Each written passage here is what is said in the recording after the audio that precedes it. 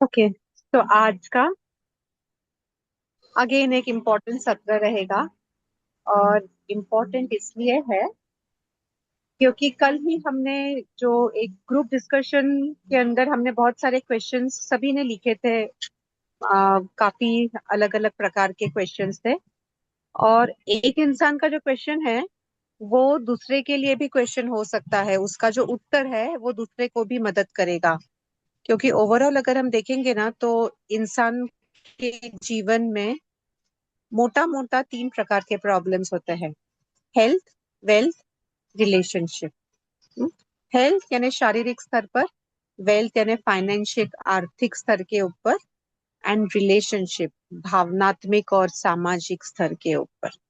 उसके बाद में फिर बाकी और सेकेंडरी होते हैं। तो ये तीन चीज को हम पहले ध्यान से समझते हैं। और जो सेकेंडरी होता है ये होता है आध्यात्मिक प्रगति, स्पिरिचुअल लेवल के ऊपर। हम्म। तो आपके जो क्वेश्चंस है ये भी मैं एक एक करके पढ़ूंगी। पर वो पढ़ने के पहले हम एक छोटा सा थियरी आज देखेंगे पहले। तो आप लोग आपके नोट्स लेने के लिए तैयार हो जाए। आप नोटबुक पेन वगैरह लेके बैठ सकते हैं और हम ये नोट्स लेंगे।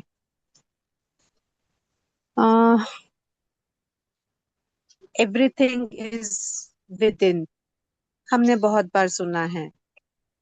अप्लाई कैसे करना है हम देखने जा रहे हैं, वो हम सीख रहे हैं और एप्लीकेशन पर हम थोड़ा जोर देंगे। वैसे ही भगवान कहाँ रहते हैं? मंदिर में रहते हैं। मंदिर यानी क्या है? मंदिर का तोड़ शब्द जो है मन अंदर। मन अंदर को जोड़ेंगे तो मंदिर हो जाता है। तो हमारे मन के अंदर ही हमारे भगवान है। जो भी है वो हमारे भीतर ही है। हमने इसके पहले देखा है कि हमने अगर हमारे जीवन में फ्रीक्वेंसी, एनर्जी, वाइब्रेशन को ठीक से सेट कर दिया तो हमारे जीवन में आने वाले तीनों चीज, व्यक्ति, वस्तु, परिस्थिति, हमारे फ्रीक्वेंसी के मैचिंग की ही होगी। हम्म? यानी हमको काम करना है स्वयं पर।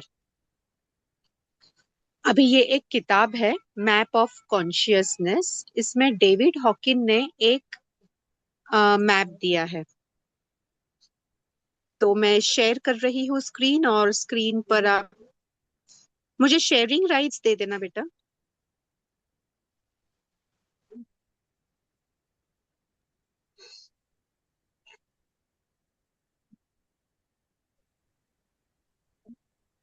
और can you make me the host for the minute? हाँ मैम, मैं आपको दे रही हूँ। अब देखिए, अब शायद आप कर पाओगे स्क्रीन शेयर। यस। हो, पहले यहाँ पे photo.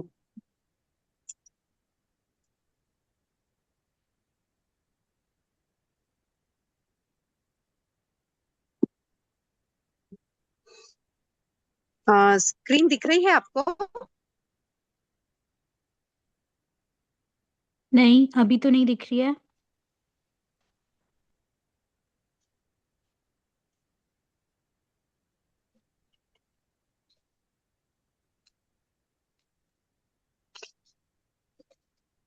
Give me a moment.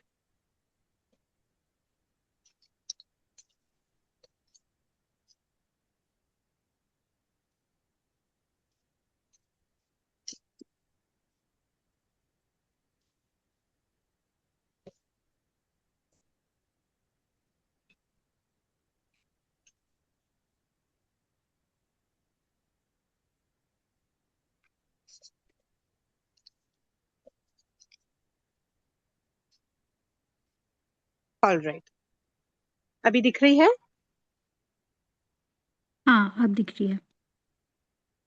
तो ये जो है ये मैप ऑफ कॉन्शियसनेस किताब है डॉक्टर डेविड हॉकिंस की। बहुत बड़ा काम किया है इन्होंने। हमारा जो कॉन्शियसनेस है इसके अलग अलग फ्रीक्वेंसीज होते हैं जो हमारे इमोशन से जुड़े हुए होते हैं। कौन सा इमोशन रहेगा तब कौन सी फ्रीक्वेंसी रहेगी, ये इस डायग्राम में बताया हुआ है। मैम तो फिर यहाँ से पे आप ही का सबसे वीडियो आ रहा है। नीचे वो जो स्केल है उसमें, ओ, अभी अभी ठीक है? नहीं, बेटर ना? आप ही का वीडियो आ रहा है, लाइक आपका फेस आ रहा है। अच्छा, वीडियो, मुझे लगा इको आ रहा नहीं नहीं, नहीं, वीडियो। स्क्रीन दिख रही है, है। बट स्क्रीन दिख रही है। स्क्रीन दिखा? Screen is okay visible. Okay, yes ठीक है। मैम। हाँ, स्क्रीन इज विजिबल। अच्छा सोनल, तुम्हारे सेटिंग देख लो बेटा। ठीक है, ओके। तो यहाँ पे लेफ्ट साइड में देखिए, शेम और गिल्ट, ये इमोशंस जब होते हैं या ये भाव होते हैं हमारे मन में, तब हमारी फ्रीक्वेंसी होती है 20 और 30।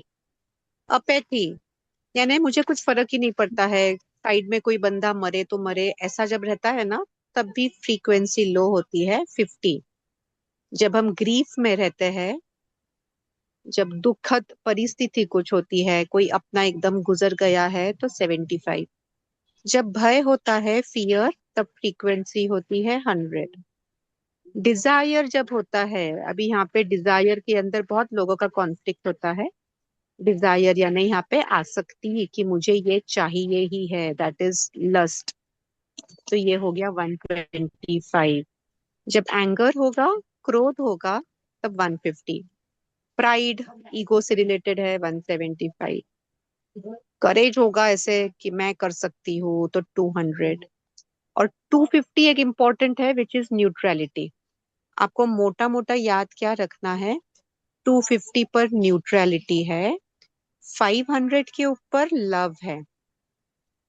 लव के फीलिंग में जब आप जाएंगे, लव की भाव जब रहेगी मन में, और उसके ऊपर जब जाएंगे, तब हमेशा आपका जीवन है ना पूरा सात्विक जीवन या अपना सतयुग के अंदर आप जिएंगे। न्यूट्रलिटी और लव के बीच में देखिए क्या आता है, विलिंगनेस, विलिंगनेस, एक्सेप्टेंस, स्वीकारना, रीजनिंग, लव, एंड आगे जॉय, पीस, एनलाइटमेंट। ठीक है, दोबारा एक बार रिपीट करेंगे। सबसे नीचे के स्तर पे, सबसे नीचे के स्तर पे जो होता है वो शेम, फिर गिल्ट, फिर अपैथी, फिर ग्रीफ, फियर। डिजायर को आप है ना लस्ट भी बोल सकते हैं, यानी दिस इज बेसिकली आसक्ति। उसके ऊपर एंगर, प्राइड, करेज, न्यूट्रलिटी। अभी आपको कौन से इमोशंस कितने बार आते हैं? 1 मिनट के लिए आंखें बंद करिए, कनेक्ट हो जाइए, और फिर आपको पता चलेगा कि आपकी एनर्जी लेवल और फ्रीक्वेंसी कौन सी है। I stop sharing the screen. ये हम ग्रुप के अंदर पोस्ट डाल देंगे, और आप चाहो तो स्क्रीनशॉट भी ले सकते हैं।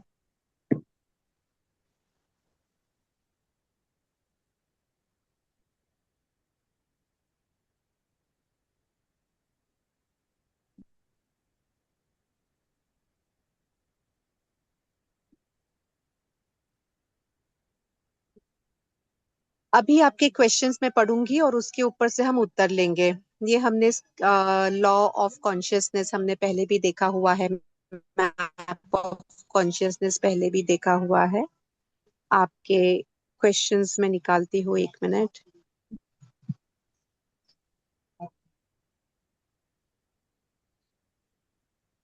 ओके,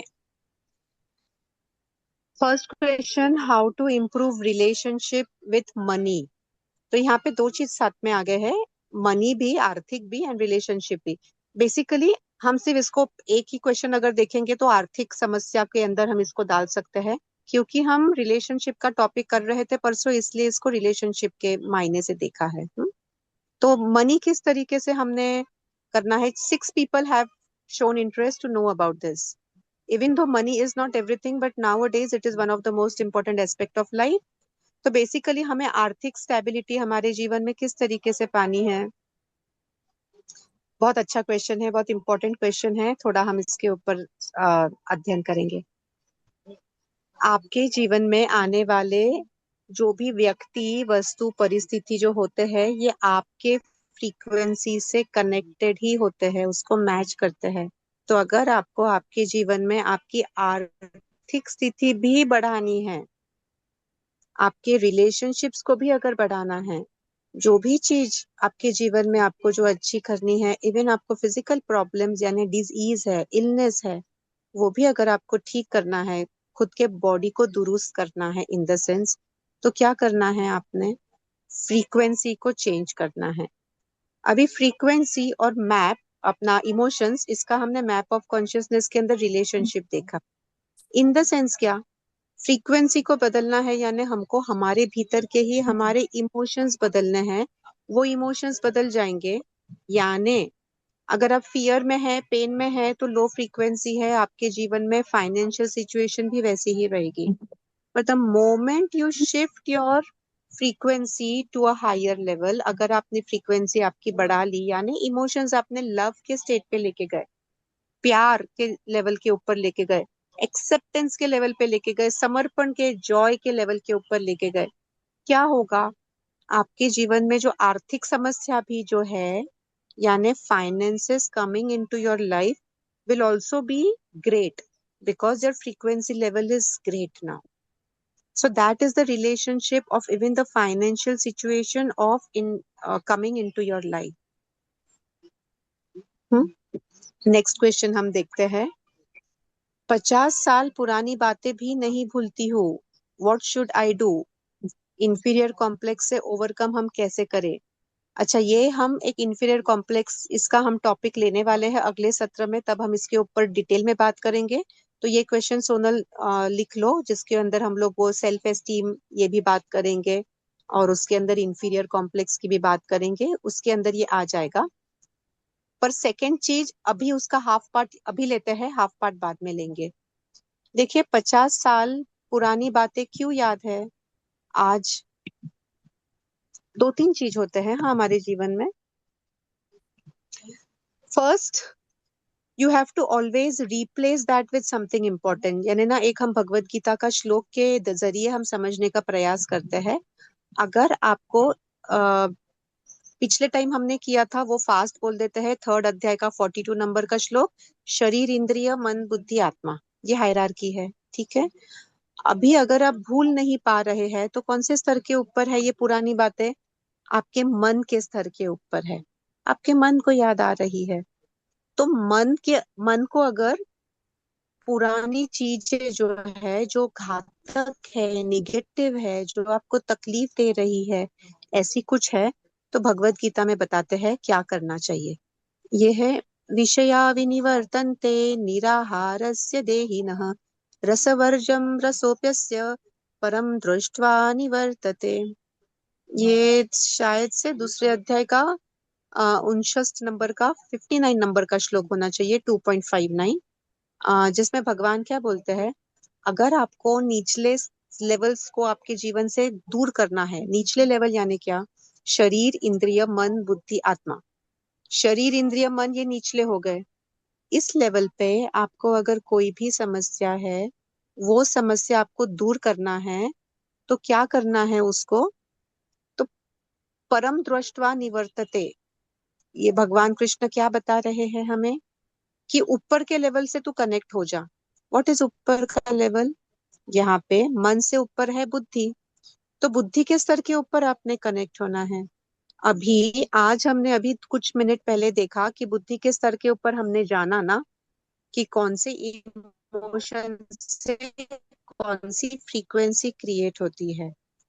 तो अभी जो ये आपको पुरानी जो बातें याद आती है, जो कि आपको निगेटिव बातें होगी, तो उसकी जो इमोशंस है वो भी आप देखिए कहाँ है, वो निगेटिव है।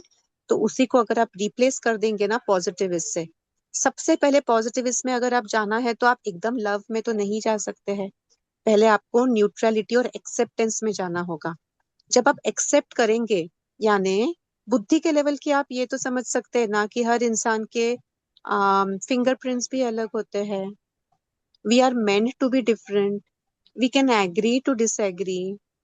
अगर आपके और मेरे बीच में यहाँ पे समझो 6 लिखा हुआ है, मुझे 6 दिख रहा है तो आपको 9 दिखेगा। तो who is right and who is wrong? So we understand कि it is not about right and wrong, two people can differ, so we can at least agree to disagree.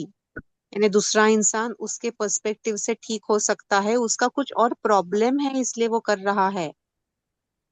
इसका एक छोटा सा हम उदाहरण देखते हैं। हाँ, हम दूसरों को समझने का यानी हमारी अंडरस्टैंडिंग लेवल भी कम पड़ती है, इसलिए हम दूसरों को समझ नहीं पाते हैं।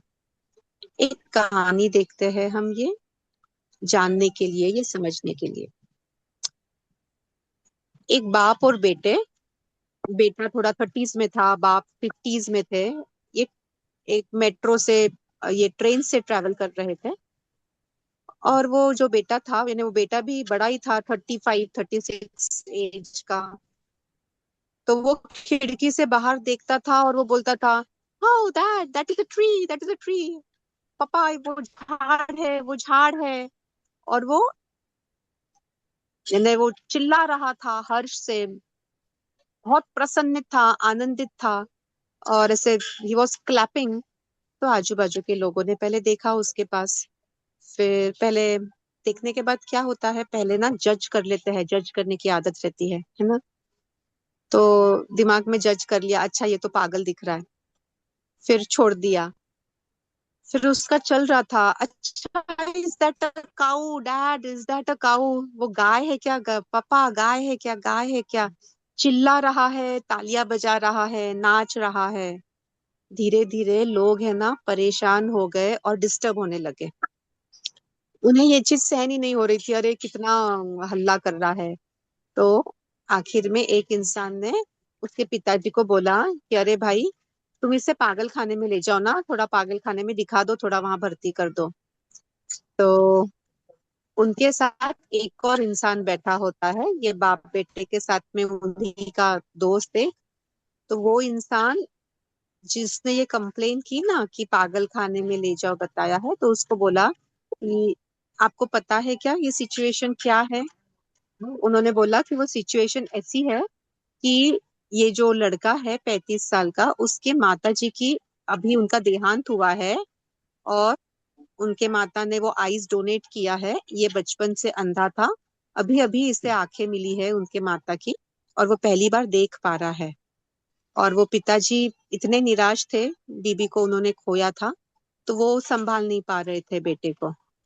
तो ये सिचुएशन रियलाइज होने के बाद में सब लोगों के आंख पे कांटा आ गया, और फिर उन्होंने समझा कि ओ अच्छा ऐसी बात है। अक्सर हमारे जीवन में भी ये होता है कि हम दूसरे इंसान को नहीं समझ पाते हैं।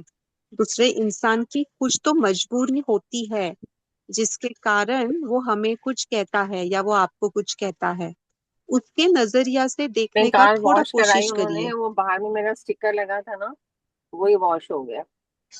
हाँ, बाहर में स्टिकर था ऊपर, वो वॉश हो गया पूरा। आई थिंक मैं एक फॉलो प्लीज नहीं कर म्यूट। था मेरे ख्याल से। सुधा जी सुनीता क्या जी। बोल रहे हैं करके देखने को, क्या कह रहे हैं करके देखने को। सुधा जी म्यूट कर प्लीज देंगे। म्यूट। लेकिन कह रहे प्रॉब्लम आ गया स्पीकर फ्लैश में, फ्लैश के वायर स्पीकर चेंज आपने किया आपने लगाया शायद। है तो अच्छा, I will have to mute her क्या।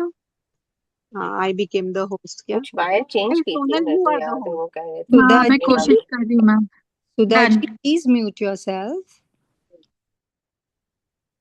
Done done I done.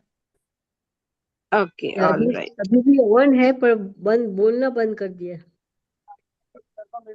हाँ, अनम्यूट नहीं दिख रहे हैं, हम्म, आई मीन म्यूट नहीं दिख रहे हैं, सॉरी। सोनल म्यूट कर दो उसको। सुधा जी को म्यूट मैं तो नहीं कर पा रही हूँ, सोनल तुम कर पा रही हो क्या, देख लो।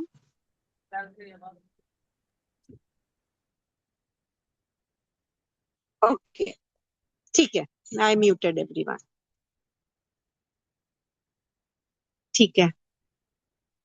तो अक्सर ये होता है कि हम है ना इतने खुद के अंदर अटके होते हैं कि बस उसने मेरे साथ ये किया यही देखते हैं। कभी खुद के परे निकले और दूसरे का सोचिए कि वो ऐसा क्यों कह रहा है, उसके पीछे भी तो कुछ कारण होगा।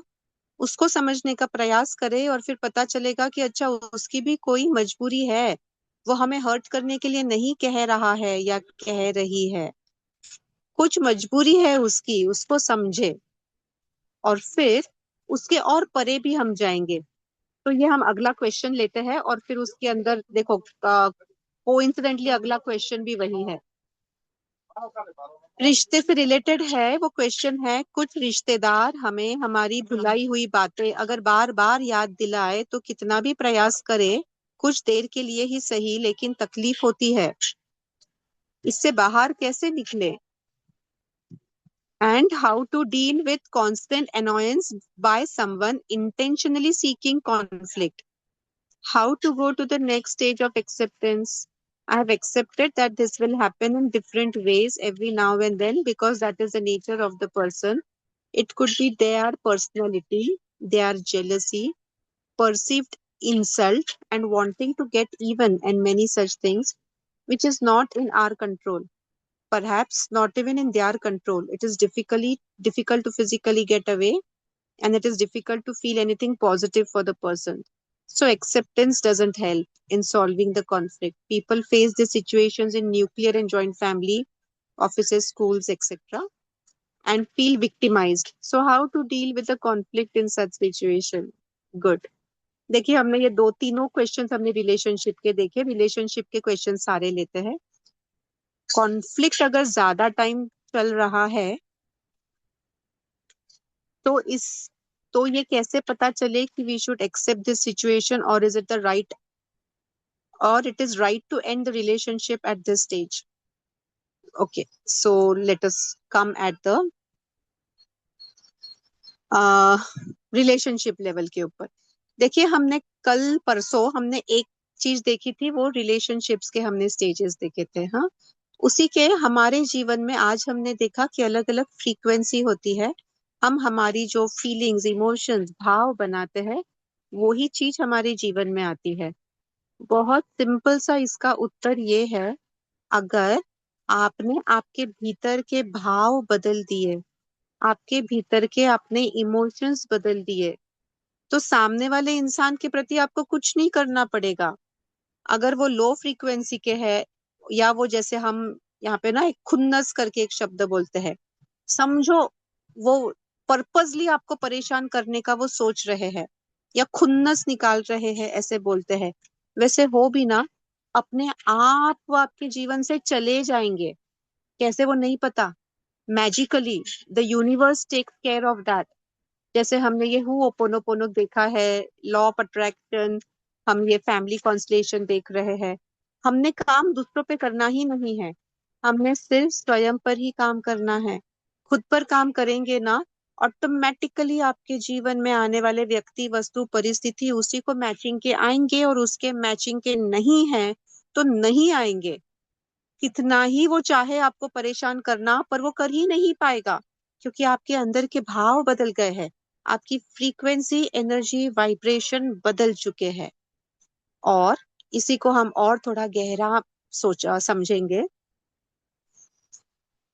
अगर आपने आपके भीतर की फ्रीक्वेंसी यानी इमोशंस बदल दिए तो एनर्जी बदल जाएगी।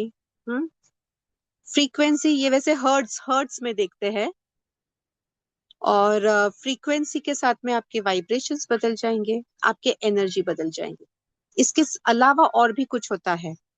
क्या होता है? एक होता है संस्कारास, यानी what is the pattern. Subconscious का एक पैटर्न होता है जो हम फैमिली कॉन्स्टलेशन में नहीं देख रहे थे, एक पैटर्न होता है हमारा। और अगर आप देखेंगे फैमिली कॉन्स्टलेशन में आप में से काफी लोग हैं ही, तो हर इंसान का जीवन में एक टाइप का हर्ट, एक टाइप की बुरी परिस्थिति जीवन में इनवाइट करते हैं, एक के बाद एक के बाद एक के बाद एक। क्यों? क्योंकि वो संस्कार हो गए हैं, वो पैटर्न हो गया है। और थर्ड वेरी इंपॉर्टेंट थिंग, तीन चीज होते हैं, एक है energy, second is your sanskaras यानी the subconscious pattern, and third is your willingness, your readiness. How ready are you to receive it? जैसे हमने देखा है कि बॉल, अगर ऐसा एक बाउल है, ग्लास है, खुला है, तो रिसीव करेगा। अगर वो उल्टा है, पालथ्या घड्यावर पानी, उसके ऊपर पानी देंगे तो बाउंस हो जाएगा।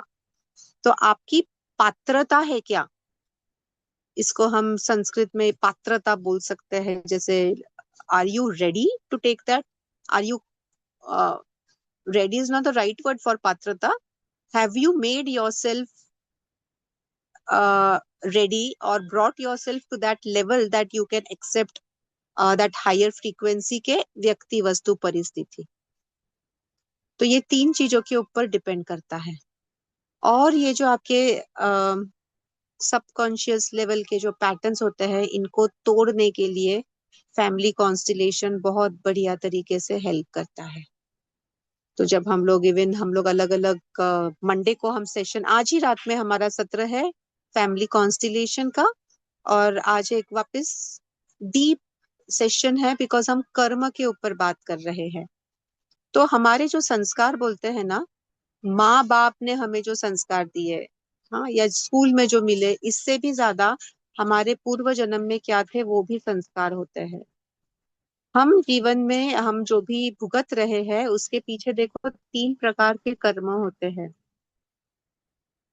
एक होता है संचित कर्म, यानी हमारे पिछले सारे जीवन में सब जो भी हमने दिया है वो लौट के आएगा, वो सब संचित कर्म है, पूरा बड़ा साठा जो हमको भुगतना है।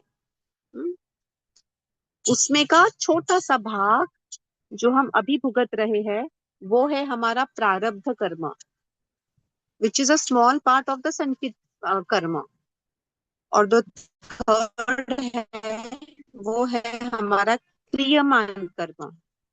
क्रियमान कर्म यानी अभी हम जो कर रहे हैं वो चर को बदल सकते हैं अगर हमने हमारे क्रियमान कर्म को बदल दिया। तो आपके संचित कर्म को भी आप बाईपास कर सकते हैं। कैसे? क्रियमान कर्म से। 3 प्रकार के कर्म, संचित कर्म, प्रारब्ध कर्म, क्रियमान कर्म। तो क्रियमान कर्म हमारे हाथ में है, बाकी के 2 हमारे हाथों में है क्या? नहीं है। तो जो हमारे हाथों में है उसके ऊपर हमने ध्यान देना है, उसको चेंज करेंगे तो हम हमारा फ्यूचर चेंज कर सकते हैं, है ना। तो इंटेलेक्चुअली बौद्धिक स्तर पे हमने ये समझ लिया कि प्रारब्ध और संचित ये दोनों कर्म को हम चेंज नहीं कर सकते हैं। तो what is the sense in brooding about it, उसके ऊपर उसको सोचने के लिए मतलब ही नहीं है। तो यहाँ पे देखिए एक क्वेश्चन था कि 50 साल पुरानी बातें भी याद आ रही है। तो अभी अगर आप समझेंगे बौद्धिक स्तर के ऊपर कि वो याद आकर कुछ फायदा है क्या। एक है ना, हमारा मारवाड़ी एक बहुत अच्छा प्रिंसिपल होता था। चलो एक मारवाड़ी, हम एक चुटकुला सुन लेते हैं। यहाँ पे कोई मारवाड़ी हो तो प्लीज डोंट माइंड इट, बस चुटकुला है, हाँ, हम समझ रहे हैं, तो डोंट उसको बुरा मत माने। मेरे माता पिता भी मारवाड़ी है। तो एक लड़का है, और ये अच्छी बात है, मुझे तो ये बहुत पसंद है ये चीज। तो देखिए, एक लड़का है, स्कूल जाता है और वो रोते रोते आता है स्कूल से, और पापा को बोलता है बहुत रो रहा है, बहुत रो रहा है, पापा पापा पापा। बोले क्या हुआ, क्या हुआ, जल्दी बता क्या हुआ, क्यों रो रहा है इतना। तो बोले मेरे फ्रेंड्स लड़ी बनिया। बोलता है बेटा दिया ही है ना, लिया तो नहीं है ना, रो मत। बोले तू लिया थोड़ी है तुझसे, तुझे दिया ही है। सो मारवाड़ी का एक प्रिंसिपल होता है कि अच्छा तुम्हारे फायदे का जो है ना उसको पकड़ लो, जो नुकसान करता है उसको तो छोड़ दो बाबा। अच्छा प्रिंसिपल है, आपके जीवन में फॉलो करिए। आपके लिए जो फायदे का है उसको पकड़ लो, और जो आपके फायदे का नहीं है उसको छोड़ दो। और ये उत्तर आपका वो जो एक क्वेश्चन था लास्ट वाला कि रिलेशनशिप मैंने एंड करना चाहिए क्या, मुझे कैसे पता चलेगा कि मैं वो रिलेशनशिप में रहूं या मैं एंड करूं, तो उसका भी उत्तर ये है। देखिए, don't think of ending any relationship. आपने कोई भी रिलेशन खत्म करने के बारे में सोचना नहीं है। आपका जो प्रयास है, आपका जो हेतु है, ये किसी को हर्ट पहुंचाना नहीं है, अपने जिम्मेदारी से हटना नहीं है, रिलेशनशिप एंड करना नहीं है, पर सबसे बड़ा फर्ज, इससे भी बड़ा फर्ज आपका है कि खुद को पहले थोड़ा सा आप संभालो। खुद के प्रति आपका फर्ज है। और अगर आपको आपके रिलेशनशिप में कोई पीट रहा है, कोई मार रहा है, फिजिकल एब्यूज कर रहा है, सेक्सुअली एब्यूज कर रहा है, तो पहले आपका आपके प्रति फर्ज है कि आपने खुद को पहले सुख देना है, खुद खुद को पहले संभालना है। सो शब्द के अंदर देखो, are you doing something? For example समझो, अगर एक लड़की है, उसको वो मुसीबत में है कि मैं डिवोर्स लूं क्या, या मैं रिलेशनशिप में रहूं क्या। सो यहाँ पे question is not about ending the relationship, it is not about divorce, it is the first thing is it is about taking care of yourself. Do whatever is needed to take care of yourself. उसके लिए जो भी करना पड़े वो करो। जैसे it then it can be कि उसका उसका ये हो सकता है नतीजा कि वो रिलेशनशिप एंड हो जाए, ठीक है, पर आपका हेतु क्या है? आपका हेतु दूसरे इंसान को नुकसान पहुंचाना नहीं है, आपका हेतु दूसरे को हर्ट करना नहीं है, आपका हेतु रिलेशनशिप एंड करना नहीं है, पर आपका हेतु क्या है? पहले खुद को बचाना है, पहले खुद को संभालना है। अगर आप खुद को नहीं संभाल सकेंगे तो दूसरों को नहीं संभाल सकेंगे। अगर आप खुद को नहीं बचा सकेंगे तो आप दूसरों को नहीं बचा सकेंगे। आप खुद के पास में अगर पैसे नहीं है तो दूसरों को भी पैसे नहीं दे सकेंगे। आप खुद आनंद में नहीं रहेंगे तो दूसरों को कहाँ से आनंद देंगे? सो वेरी सिंपल फॉर्मूला, पहला रिलेशन खुद के प्रति है, भगवान से भी पहले पहले खुद के प्रति है, भगवान भी भीतर है। और फिर भगवान से रिलेशन हो जाता है तो वैसे ही भगवान हमारी चिंता कर लेता है। हाँ, बट वो पहले खुद हम समर्थ तो हो जाएंगे, सक्षम तो हो जाएंगे कि हम भगवान की कुछ पूजा आराधना वगैरह कर सके। बीमार है, ट्रैक्शन लगा है, या बेड रेस्ट ही है, बेड रिडन है, तो कैसे करेंगे भगवान की पाठ पूजा हवन एक्सेट्रा, है ना? तो पहले तो खुद को करना ही है, ठीक। तो ओके, हमने अलग अलग स्तर के ऊपर देखा है। तीसरा है कि हमारी पात्रता है क्या, are we ready for this. और ये रेडी जो है ना, ये अक्सर इसको मैं एक लाइन में अगर बोलूंगी तो भगवान कृष्ण ने दूसरे अध्याय नहीं, गीता में 18वें अध्याय में, जो कि लास्ट अध्याय है पूरी भगवत गीता का, 18 चैप्टर्स है, 18th अध्याय लास्ट चैप्टर है, उसमें 63 नंबर के श्लोक में बोलते हैं, अर्जुन को पूरी गीता सुना दी, फिर क्या बोलते? यथेच्छसि तथा कुरु, जैसी तुम्हारी इच्छा है वैसे तुम करो। यानी तुम्हारी अभी मर्जी है, it's your choice, you can execute your choice. आप चयन करिए आपको आपके जीवन में क्या करना है। और अगर आप रेडी है तो बहुत बढ़िया है। अगर आपने देखा होगा, हम लोग ग्रुप में अभी चर्चा करते हैं, कुछ लोग हैं ये ग्रुप एग्जिट भी कर देते हैं, वो रिलेट ही नहीं कर पाते हैं। क्यों? क्योंकि अभी तक उनके जीवन में वो समय ही नहीं आया है, वो फ्रीक्वेंसी भी उनकी वैसी सेट नहीं हुई है, और वो रेडी भी नहीं हुए हैं ये रिसीव करने के लिए, मैम तो वो निकल जाते हैं। मैम वो So, पात्रता, आई थिंक सो, वो डिजर्व, उस लेवल पे तुम डिजर्व अभी उस चीज को कर रहे हो कि नहीं कर रहे हो? deserve is a very good word and thank you for that word. Yes. Do you deserve that? Yes. So if you're deserving, it comes to you. जैसे ना बहुत लोगों को एक रहता है कि हम क्योंकि थोड़ा अभ्यास करते रहते हैं तो हमें पता है गुरु का बहुत महत्व होता है। गुरु के बिना हमको कबीर ने भी बहुत बोला है और हम सभी जगह सुनते हैं कि गुरु के बिना तो जीवन ही नहीं है। अच्छा, तो गुरु कहाँ खोजने जाए? गुरु अगर हम जाएंगे भी तो ज्यादातर लोग, 80% लोग तो ऐसे ठग देते हैं, झूठे गुरु बैठे हैं, झूठे साधु भी है, झूठे साधु संत ज्यादा रहते हैं। तो असली गुरु कहाँ से पाएंगे? सिंपल फॉर्मूला, वापस से शुरुआत में हमने जो चर्चा की है उसी के ऊपर आएंगे। हमने क्या करना है? गुरु भी अगर पाना है तो हमने हमारे भीतर की फ्रीक्वेंसी को चेंज करना है। साधना बढ़ाइए, मेडिटेशन बढ़ाइए, सुबह 4:20 बजे हम योगा लेते हैं, योगासन में जुड़िए, 5 बजे ध्यान रहता है उसमें जुड़िए, खुद भी करिए, हमारे साथ ही करिए ऐसा नहीं कह रहे हैं, पर ये भी एक प्लेटफॉर्म है तो आपको एक साथ रहती है तो हो जाता है, अकेले से नया नया नहीं होता है, तो जुड़ सकते हैं। तो ये करेंगे चीजें तो अपने आप आपकी एनर्जी बढ़ जाएगी और आपका गुरु forceful, he will be force to come and stand in your doors. उसको मजबूरन तहा आपके पास में आना ही पड़ेगा, आपके गुरु को। आपका गुरु आपके पास आएगा, आपको जाने की जरूरत नहीं, कहीं तलाश करने की जरूरत नहीं है।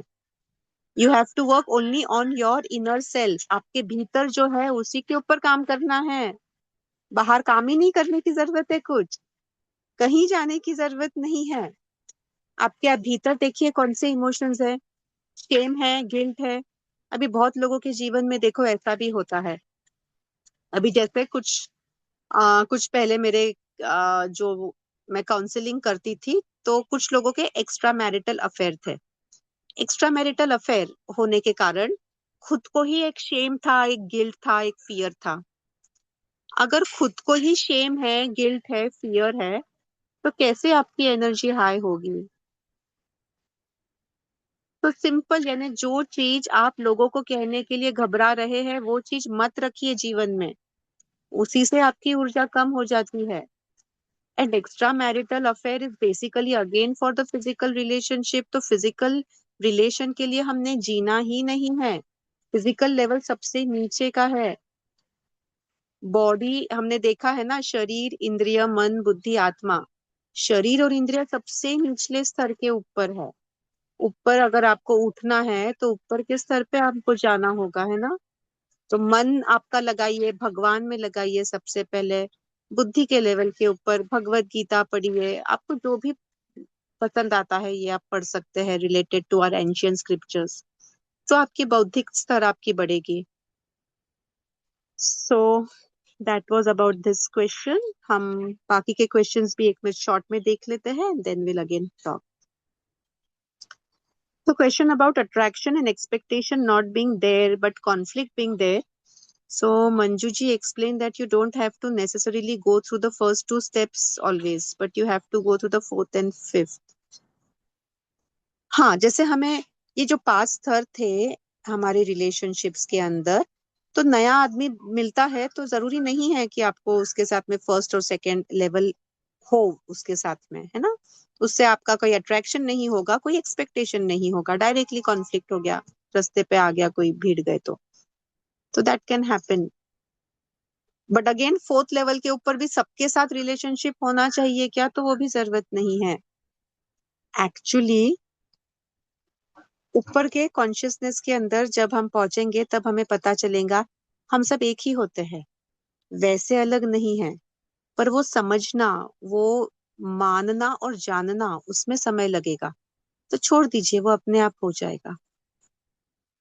So now one important nice question is, no matter how hard we try to solve some specific problem by maybe applying the 5th stage, the self-love, and if the particular related corner of that person's house is still showing a particular Vastu dosh, example, if a person is continuously sleeping in the west of northwest, so here it is possible for that person to still come out of depression and shower self with self-love. Okay, yes, it is possible. Vastu जो है, वास्तु का, astrological, ये सारे solutions जो है, जैसे अभी ये जो क्वेश्चन पूछा है, इनको थोड़ा वास्तु का ज्ञान है, इन्होंने पूछा है। नॉर्थ वेस्ट जोन जो होता है, ये जो है, ये sorry west of north west जो जोन होता है, ये डिप्रेशन का जोन होता है। पुराने जो भवन होते थे, राजमहल होते थे, वहां पे कोप भवन बांधा जाता था, यानी जब आपको गुस्सा आया है तो वहां पे चले जाओ, कोप भवन में चले जाओ, तो वो डिप्रेशन का जोन कहा जाता है। वहां पे अगर आप रहेंगे, पर अगर आप आपके माइंड और कॉन्शियसनेस लेवल के ऊपर आप काम करते हैं ना, तो vastu will not affect you, your astrological chart also will not affect you. पर अगर आप माइंड लेवल पे कुछ नहीं कर रहे हैं या नहीं कर पा रहे हैं, तो आसान होता है वास्तु लेवल पे डील करना। सिर्फ आपने चेंज कर दिया आपका सोने का जो एरिया है, साउथ वेस्ट में सो जाइए, साउथ में सो जाइए, आपको कॉन्फिडेंस मिल जाएगा, आपके पितृ का सपोर्ट मिलेगा। So immediately energies change. West में सो जाइए तो आपके विश मैनिफेस्ट हो जाएंगे। 8 घंटे सो रहे हैं तो ज्यादा एफर्ट्स नहीं लेना पड़ेगा फिजिकल लेवल पे, पर you can overcome it with lot of power and energy and consciousness. The next question is, 2 he questions बचे हैं, हम देख लेते हैं। I have seen that being strong and always being seen as a strong person who will not absorb such behavior quietly but will make them feel the consequences of their action reduces the incidences and frequencies of such assaults. But the danger such people have is the persons who have been thwarted in their bad intentions quietly plot to hurt in an indirect way. Or they may be two-faced, acting very sweet and friendly, but actually quietly hurting you covertly. These are common situations in office politics and families. How to deal with such people? Calling out their behavior and cyberbullying only generated fear and resentment, not peace and love. How to conquer such negative people with love? The only thing you have to do is change the frequency of your life. आपके जीवन में अगर आपने आपकी frequency बदल दी, ये लोग आएंगे ही नहीं आपके जीवन में, ऐसा सिचुएशन भी आपके जीवन में नहीं आएगा। The universe takes care of it. करने दो आपके वो यूनिवर्स को उसका काम, आप छोड़ दो वो यूनिवर्स के ऊपर। आपके भीतर बस आप प्यार में आ जाइए। और सुपरफिशियल प्यार नहीं। This we are not talking about love with only one person और any physical attraction and physical love, वो गया, that is not love. Love का एक बहुत अच्छा सत्र लास्ट टाइम आई थिंक लिया था, शशि जी है क्या? अच्छा, मैं लिंक पोस्ट कर दूंगी ग्रुप में। एक प्यार के ऊपर एक सत्र एक छोटा सा था, उसके अंदर व्हाट इज एक्चुअल लव ये आप जानेंगे। एक इंसान से प्यार नहीं, पर हर इंसान से, हर पशु से, हर पक्षी से प्यार होता है, वो भावना होती है, वो एकत्व होता है। That is what real love is. And actually मोटा मोटा अगर हम देखेंगे ना, एक ही अगर इसका आपके जीवन में जो प्रॉब्लम है उसका एक ही अगर उत्तर आपको चाहिए किस लिए है, तो वो है अज्ञान के कारण। क्योंकि हम जानते ही नहीं हैं कि दूसरा इंसान जो है वो भी हमसे संबंधित ही है, हमारा ही भाग है।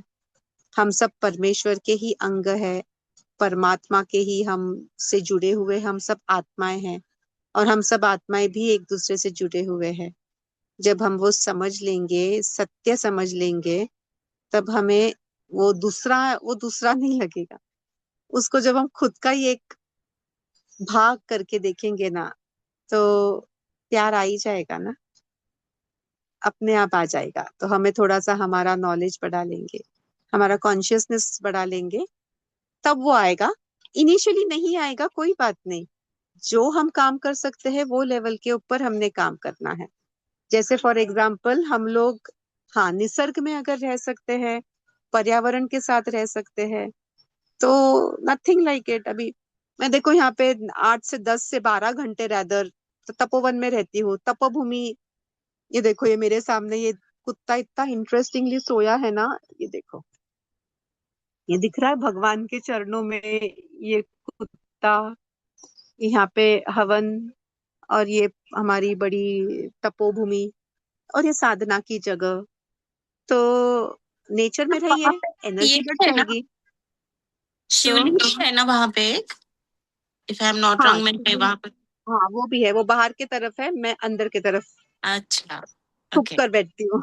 ओके। तो पीछे का भाग है पूरा पेड़ का, इट्स लाइक अ स्मॉल कुटिया type place, so where I get my place to do the sadhana, and other time वो कुटिया। सो निसर्ग से जुड़ जाइए, आपके एलिवेशंस बढ़ जाएंगे, धीरे धीरे एलिवेशंस बढ़ जाएंगे। मैप ऑफ कॉन्शियसनेस के हिसाब से हमने देखा है हमारे frequencies and energies and vibrations बढ़ जाएंगे। जीवन में सारे समस्या अपने आप ही खत्म हो जाएंगे, बाकी लोग ही खत्म कर देंगे, हमको कुछ भी करने की जरूरत नहीं होती है। तो हमने आई थिंक 10 क्वेश्चन लिया क्या? हाँ, 10th एक लास्ट क्वेश्चन ले लेते हैं। हर रिश्ते के साथ सरेंडर कैसे करें? नहीं नहीं, हर रिश्ते के साथ सरेंडर करने की जरूरत नहीं है। खुद के साथ सरेंडर कैसे करें? भगवान के साथ सरेंडर हुए हैं, ये कैसे समझे? ओके, भगवान के लिए अगर सरेंडर होगा तो आपके जीवन में कोई दिक्कत ही नहीं आएगा। Bhagwan will take care of it. आपके जीवन में अगर आपको शांति महसूस हो रही है, प्रेम, सहजता, आनंद महसूस हो रहा है, तो आप सरेंडर्ड हो। ऑटोमेटिकली आपको पता चल जाएगा कि भगवान की कृपा है। क्योंकि हमने देखा था 18वें अध्याय में 14वां नंबर का श्लोक है, जिसमें भगवान बोलते हैं, अधिष्ठानां तथा कर्ता करणं च पृथक विधम विविधाश्च पृथक चेष्टा दैवं चैवात्र पंचमम। तो जो पहले तो तीन हम सब में है, शरीर है, आत्मा है, इंद्रिय है। ये तीन चीज चाहिए कोई भी कार्य हो हमारे जीवन में या हम करें उसके लिए। चौथा है हमारे एफर्ट्स। पांचवा है दैवी शक्ति, दैवी कृपा। तो दैवी कृपा अगर है तो आपका जीवन में आपको प्यार, एबेंडेंस, समृद्धि, शांति, ये सब अनुभव होते रहेगा आपको। आप यहाँ पे होते ही नहीं थे अगर आप पूरे सरेंडर में होते तो। क्योंकि यहाँ पे न्यू ईयर न्यू मी है ना, न्यू मी आप बनाना चाह रहे हो ना। सरेंडर के अंदर क्या होता है? अपेक्षा की कुछ यही नहीं, सवाल ही नहीं आता है। Because you are surrendered to God. तो जो भगवान करेगा अच्छा ही करेगा, मुझे तो कुछ करने की जरूरत नहीं, भगवान कर रहे हैं, है ना। तो ये हमने 10 क्वेश्चंस अभी देखे हैं। अभी हमारे पास 8-10 मिनट है, तो कोई कुछ कहना चाहता है इसके ऊपर मैम क्वेश्चन 6 तो एक बार पढ़िए, बताएं। वो मिस हुआ है क्या? Number 6। What is the last point? हाँ, मिस हो गया है। Yes, thank you. What is the last point of acceptance? कि कब तक एक्सेप्टेंस ठीक है? Because you are sure that oneness की स्टेज तो नहीं आएगी। 4 पीपल शोड इंटरेस्ट। हाँ, so first thing is acceptance with oneself, love for oneself, जो हमने सेल्फ लव का सेशन देखा था, और खुद के प्रति की जिम्मेदारी। खुद के लिए अगर नहीं कर सकेंगे तो दूसरों का छोड़ दो, और खुद के लिए करने के लिए आपको जो करना पड़े वो करो, सब जायज है। फिर उसके लिए कभी रिलेशन तोड़ना पड़े तो भी वो जायज है। पर क्यों? क्योंकि आप खुद के प्रति आपकी जिम्मेदारी जो है, फर्ज है, उसको पूरा कर रहे हो।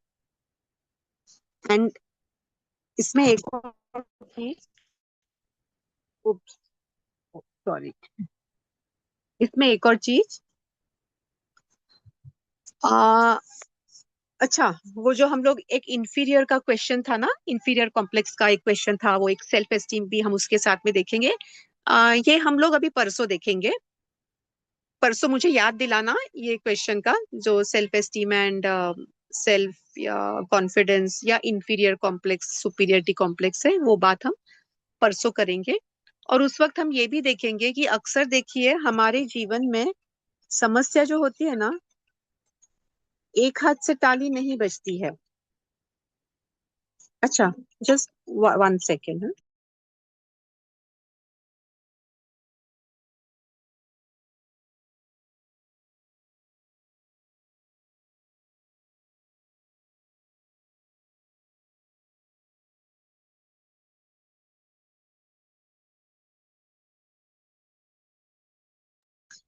या, सॉरी।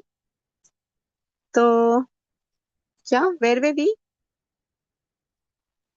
एक हाथ से ताली नहीं बजती है। हाँ, एक हाथ से ताली नहीं बजती है। आ, हमारी भी कुछ गलती होती है और हमारे लिमिटेशंस भी होते हैं। एक उदाहरण मैं आपको देती हूँ। अक्सर अच्छा चलो, ये सास बहू का एक किस्सा था। मेरी एक फ्रेंड है और उसकी जिठानी है, उसका नाम कीर्ति है। ये रियल लाइफ है, हाँ, रियल लाइफ इंसिडेंस है।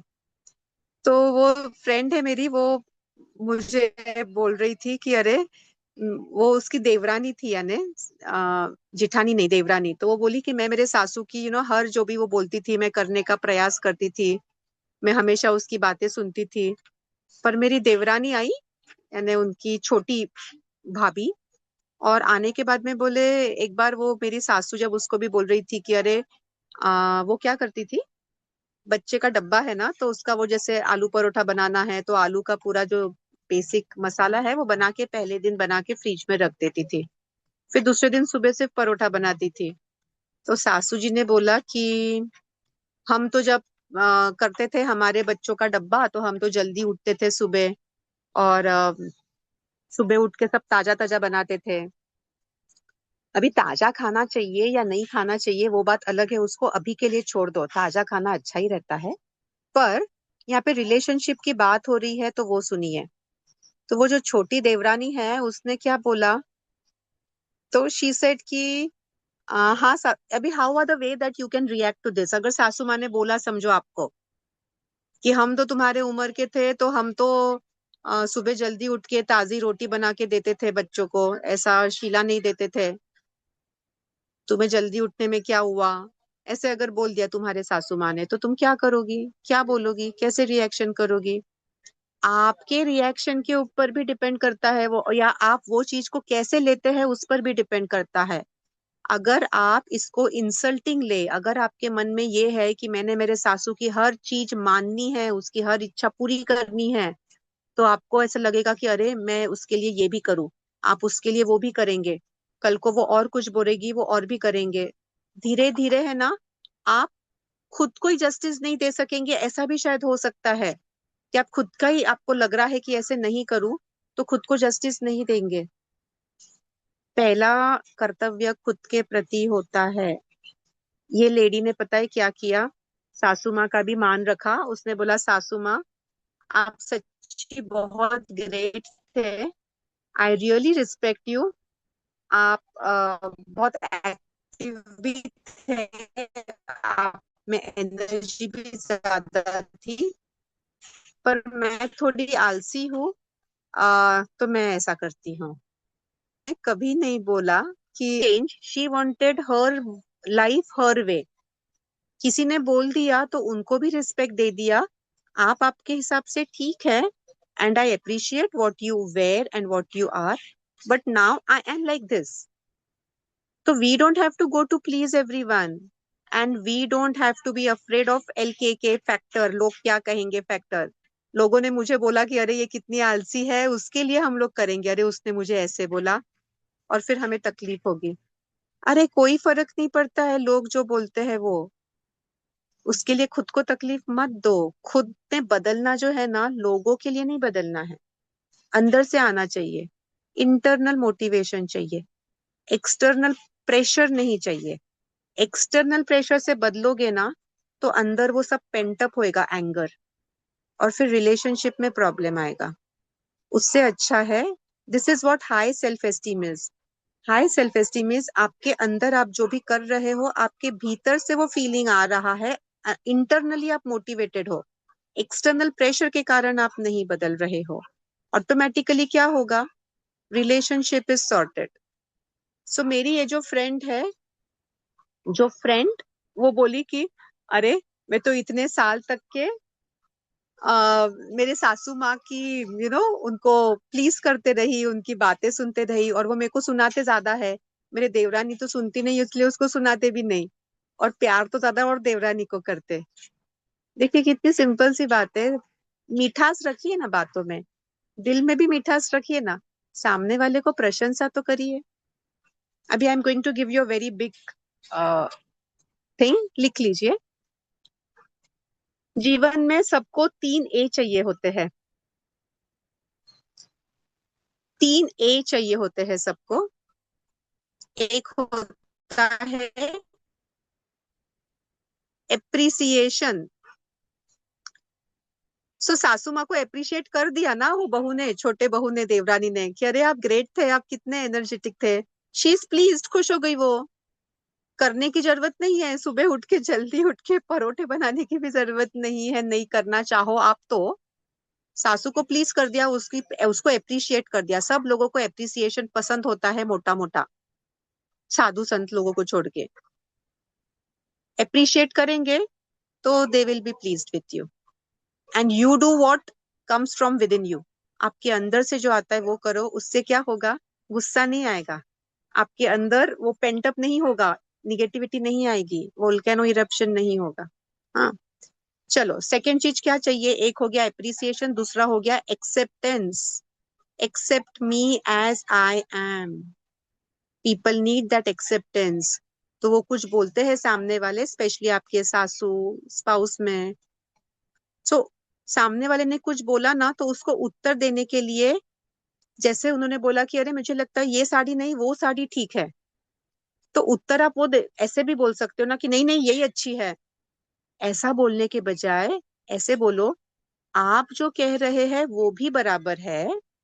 सो फर्स्ट उसको जो है, उसने जो बोला है उसको थोड़ा कदर तो दो कि वो उसके हिसाब से बराबर है, पर मुझे ऐसे लगता है, and then you add your sentence.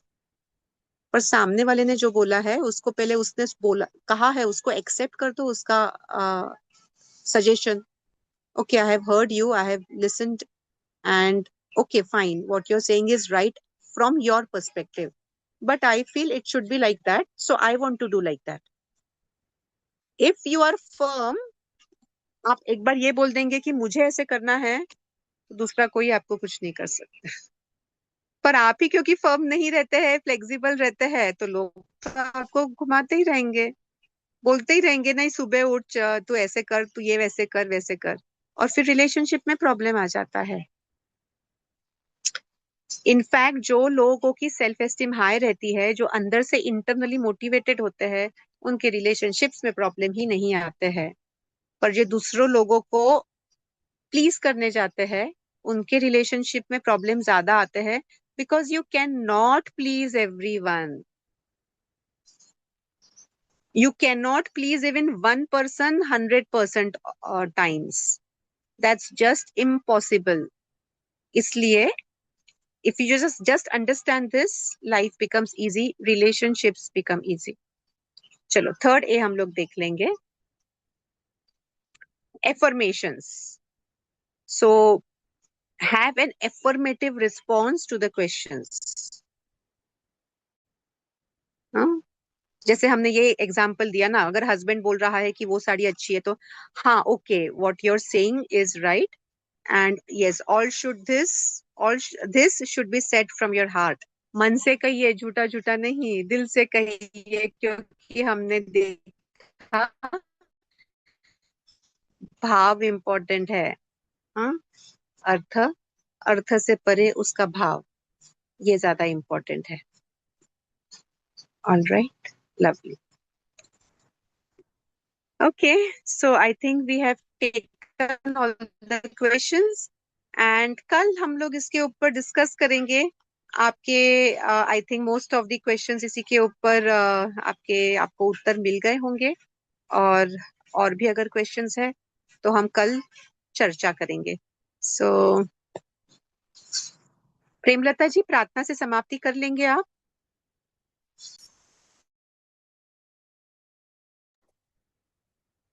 Yes ma'am.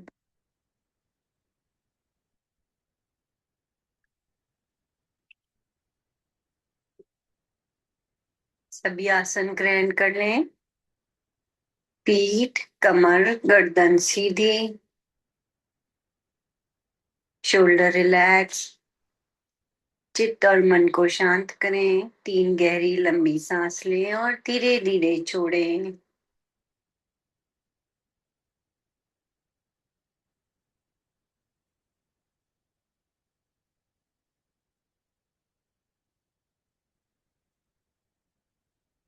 एक और गहरी लंबी सांस लें और ओम का उच्चारण करें और वाइब्रेशन को अनुभव करें।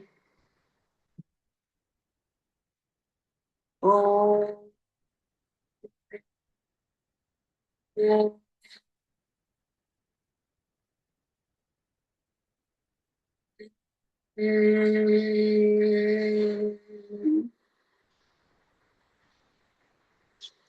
सर्वे भवन्तु सुखिनः, सर्वे सन्तु निरामयाः, सर्वे भद्राणि पश्यन्तु, मा कश्चित् दुःखभाग् भवेत्। ॐ शान्ति शान्ति शान्ति। हरि ओम। अंगूठा आज्ञा चक्र पे लगाएं, दोनों हथेलियों को रब करके हीट जनरेट करें अपनी आंखों पे और अपनी बॉडी पे लगाएं। सभी का शुक्रिया। और जो कोई भी मॉर्निंग सेशन में आने लगे हैं उन सभी का भी शुक्रिया, क्योंकि धीरे धीरे लोग बढ़ रहे हैं और उसकी एनर्जी ही अलग है। सब कुछ पॉसिबल है, बस थोड़ा सा प्रयत्न और विल पावर चाहिए। Thank you so much. Thank you. Thank you. Thank you so much. Thank you.